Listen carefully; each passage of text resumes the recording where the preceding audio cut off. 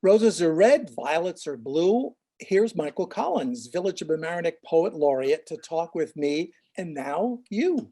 Welcome to another edition of Community Conversation. I'm Michael Witch for LMC Media, and on the screen, laughing maybe at my silly poem, is Michael Collins. Michael, congratulations at being named the Poet Laureate of the Village of Mamaroneck. Thank you. Thanks for having me. Our first Poet Laureate was Mary Louise Cox, who sadly passed away.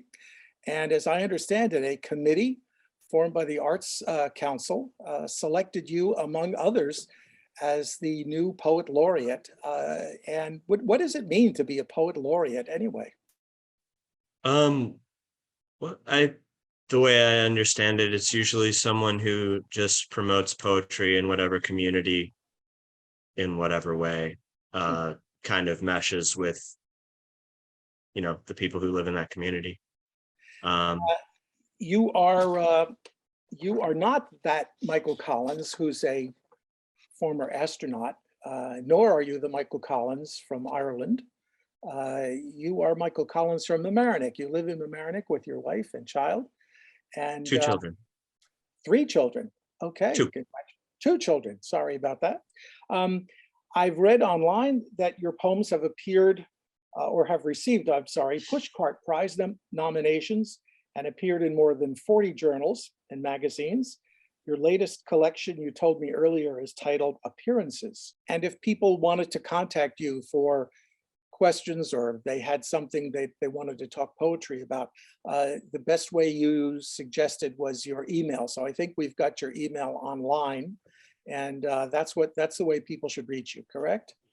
Yeah, and they should really, if they're interested in getting involved in a writing community or in attending readings or anything involved with poetry or creative writing, they should really feel invited to reach out to me.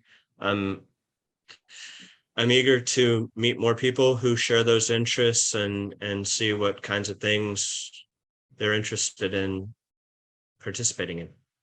And you also, I guess your full-time job is a teacher at New York University? I teach at NYU, and I teach at the Hudson Valley Writers Center also. Wow. In Tarrytown. I saw you for the first time at the Poetry Live event at the Emmelin Theater, where high school and I guess middle school students read their poems out loud. And since then, you were at the Poetry Garden, the dedication of the Poetry Garden. Can you talk a little bit about that? Yeah, the Poetry Live was organized by they were both organized by the Village of Mamaroneck Arts Council. And I just kind of showed up at the end. The Poetry Garden is across from the Emmelin and the library right on the Prospect. The police station. Yeah. Right by it's very safe. And we dedicated on the 13th last week. It was a nice little celebration. The family members of Mary Louise Cox were there, and fair turnout of the community.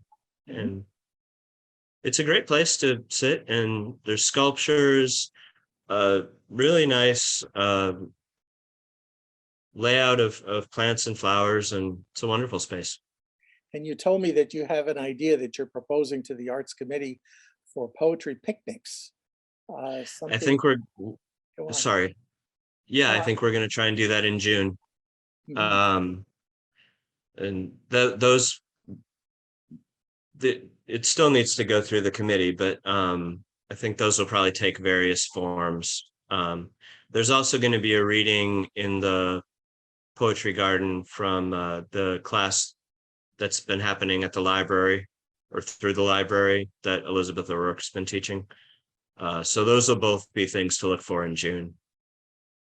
One of your primary topics in poetry is the harbor island. Mayor Tom Murphy said he likes your poetry because you talk about his backyard. What is it about the harbor that's so mesmerizing, so inspiring to you? I don't know.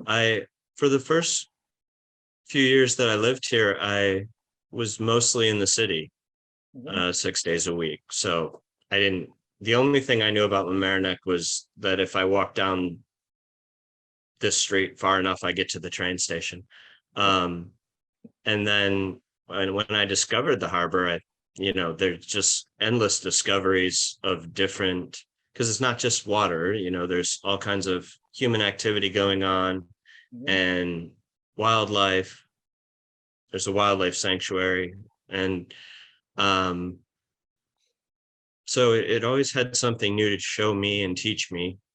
Um, and then I got to learn about all those things from the people who actually were down there their whole lives and knew about them. So that was fun too.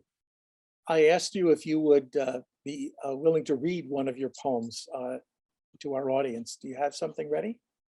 Sure. This is a short one. I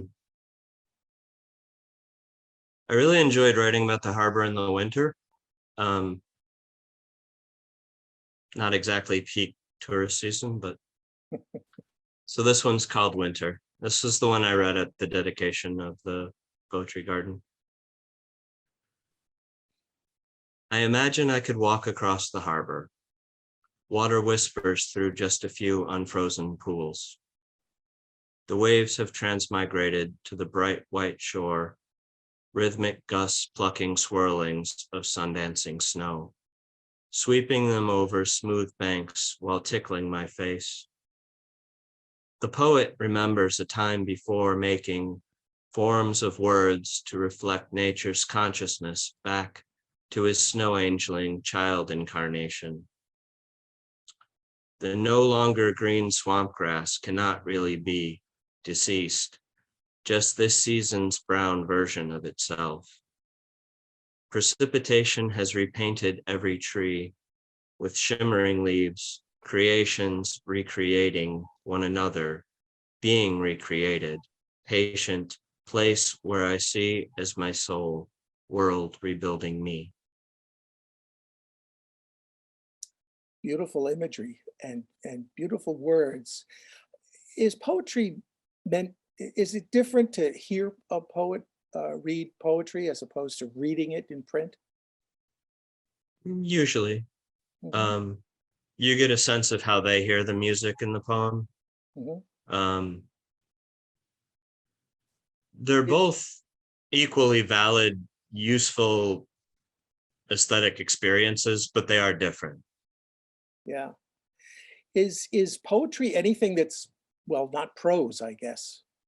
Does it have to have rhyme? Does it have to have rhythm? No, no, those are all. Um, I mean, some people would say it doesn't even have to have a speaker, um, a voice that is kind of identifiable with the human. Uh, Persona poets don't think you need to be yourself. But no, those things are kind of, in a traditional sense, yeah, they were more or less the requirements, or rather what people understood as poetry. But if you go back far enough, they're also what people thought theater was. Hmm. Right. When Shakespeare was writing sonnets, the iambic pentameter was all over the stage too. So um, there was a formal expectation. And I think there's still a formal expectation in a lot of poetry, but the form is much more variable. Hmm. When I heard you speak at the Poetry Live event, you talked about the importance of teachers. I guess, well, one reason because the stage was occupied by students. Are teachers the people that first instill awareness or love of poetry? I mean, they're essential.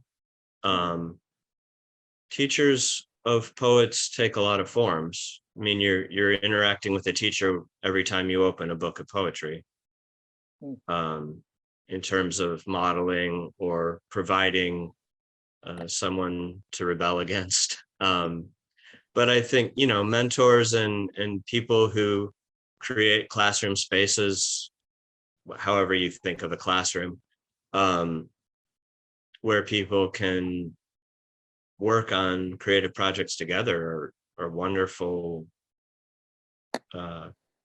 cultivators of those talents and those the ability to appreciate poetry as well. They go hand in hand. Mhm.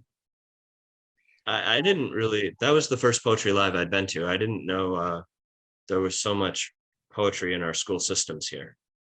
We had none when I grew up, for the most part. Well, what I It's great. had was what I had in school was sort of like what I opened the show with, a silly rhyme. But I guess that's how some people are, kids especially, are first introduced to the idea of playing with language and rhyming and playing with words. Um, and believe it or not, speaking of playing with words, we are about out of time. So for people who want to talk to you, are you open to receiving emails from folks interested in poetry? Yes, please. Reach out. If there's something we should be doing more of, then I'm happy to hear about it. Or if not, we can make sure they're on mailing lists to receive updates about the things that we're putting together. Good. Well, Michael Collins, Poet Laureate of the Village of Mamaroneck, congratulations again. And thank you for spending a few minutes with us on Community Conversation.